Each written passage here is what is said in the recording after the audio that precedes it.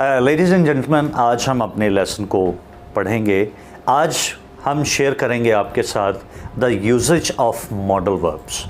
Model verbs में हम clear करेंगे कि हमने इस्तेमाल किस तरह से करना है मॉडल ऑक्सिलरी वर्ब का, जिनको मॉडल इमदादी फ़ेल भी कहा जाता है, जिनमें आता है will, should, may, might, can, could, used to, would, need और डेयर।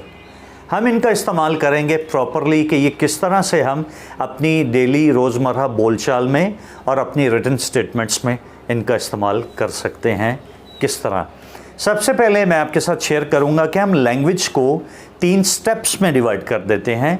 Step 1, step 2, step 3। ये आपके सामने एक स्क्रीन है जिस पर एलेबोरेट किया हुआ है। स्टेप 1 में आपने देखना है कि आपका जुमला डीएस का है या आरएस का है। स्टेप 1 में आपने देखना है कि आपका जुमला डीएस का है या आरएस का है।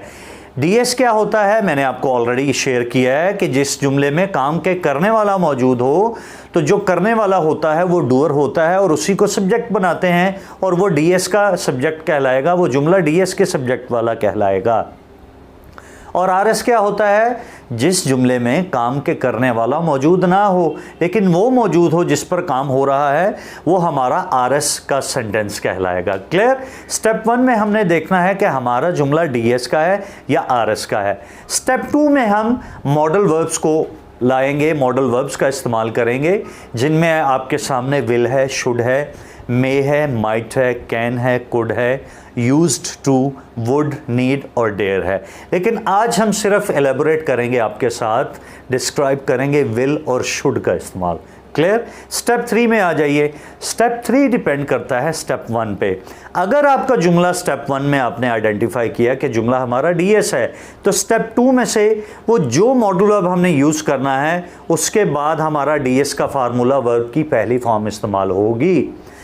और अगर हमारा जुमला स्टेप 1 में आरएस है तो स्टेप 2 में मॉडल वर्ब के बाद हमारा फार्मूला यूज़ होगा बी और वर्ब की थर्ड फॉर्म।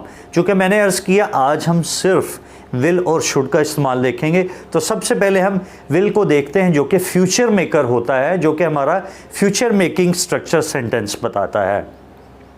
पहला जुमला है मैं लाहौर जाऊँगा। मैं लाहौर जाऊँगा। आप बताइए स्टेप 1 में कि ये जुमला डीएस का है या आरएस का है। मैं लाहौर जाऊंगा, काम है जाना, जाने वाला मैं मौजूद हूं, कहां जाऊंगा? लाहौर। मैं लाहौर जाऊंगा, तो आपने आइडेंटिफाई बिल्कुल ठीक किया कि ये डीएस का जुमला है। अब गा गी गे विल होता है, गा गी गे फ्यूचर मेकिंग। मैं लाहौर जाऊंगा, स्टेप 1 में आपने डीएस को आइडेंटिफाई किया, जो लफ्ज़ डीएस या आरएस बनेगा स्टेप 1 में वही आएगा। अब यहां पर डीएस बना है मैं लाहौर जाऊंगा। आई स्टेप 1 में आई आएगा। गा की इंग्लिश स्टेप 2 में है विल। आई विल और डीएस के साथ वर्ब की पहली form, I will go to Lahore. Clear हो गया? मैं लाहौर जाऊंगा, I will go to Lahore. Lahore देखा जाएगा, दूसरा जुमला, लाहौर देखा जाएगा। काम क्या है दोस्तों? देखना। देखने वाला इसमें मिसिंग है, कोई पता नहीं कौन देखेगा। अच्छा, किसे देखा जाएगा? लाहौर को। तो लाहौर देखा जाएगा ये आरएस का जुमला है। तो जो लफ्ज़ हमारा आरएस बना, आरएस कौन सा लफ्ज़ बना हमारा? लाहौर। लाहौर को हमने स्टेप 1 में रखना है। लाहौर गागी गे, लाहौर देखा जाएगा। लाहौर विल बी सीन, सी सा सीन, सी की थर्ड फॉर्म सीन है। मैं तालीम मुकम्मल करूंगा। बताइए अब ये डीएस है या आरएस है? मैं 5 तक काउंट करूंगा, तब तक आप सोच लीजिए। 1 2 3 4 5।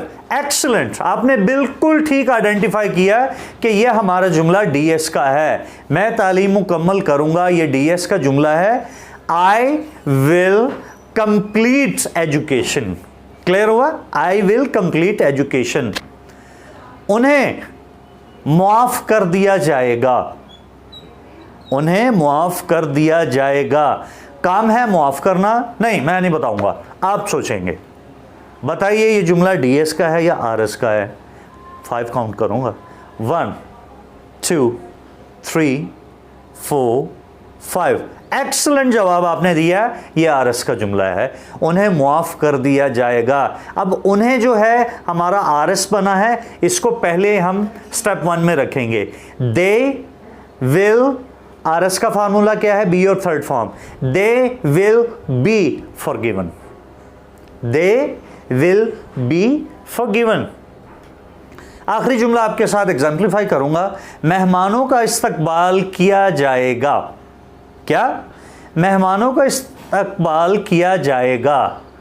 बताइए ये डीएस का है या आरएस का है? सिंपल इज दैट के इस्तकबाल करने वाला कोई नहीं है, तो ये आरएस का जुमला है। डीएस आरएस आपकी इंग्लिश जुबान, आपकी इंग्लिश लर्निंग के सुतून और पिलर्स हैं। अगर आपने डीएस आरएस के कॉन्सेप्ट को निगलेक्ट करके इंग्लिश फॉर्म करने की कोशिश की तो इंग्लिश आपकी सही फॉर्म नहीं होगी। क्लियर? मेहमानों का इस्तकबाल किया जाएगा, आरएस का जुमला है।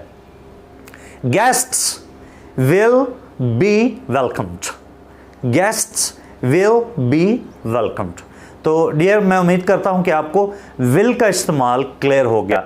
अब हम फर्दर should का इस्तेमाल देखेंगे। एक बात मेरी जहन में रखिएगा कि हमारा स्टेप 1 और स्टेप 3 वैसे ही रहेंगे।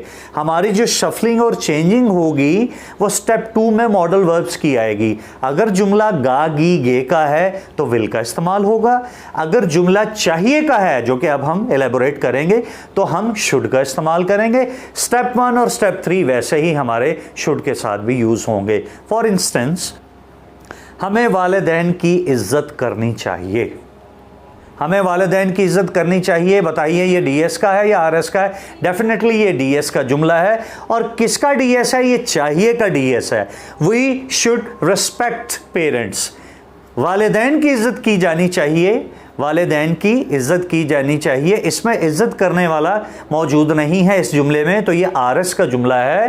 Parents should be respected, third form आप लगाएंगे। उन्हें इतला दी जानी चाहिए, इतला देने वाला मिसिंग है, डूअर मिसिंग है, तो ये आरएस का जुमला है। They should be informed. हमें अपने मुल्क से मोहब्बत करनी चाहिए, मोहब्बत करने वाले हम हैं, तो ये डीएस का जुमला है। We should love our country. तालिब इल्मों की तरबियत की जानी चाहिए, तरबियत करने वाला मिसिंग है और ये आरएस का जुमला है। Students should be trained.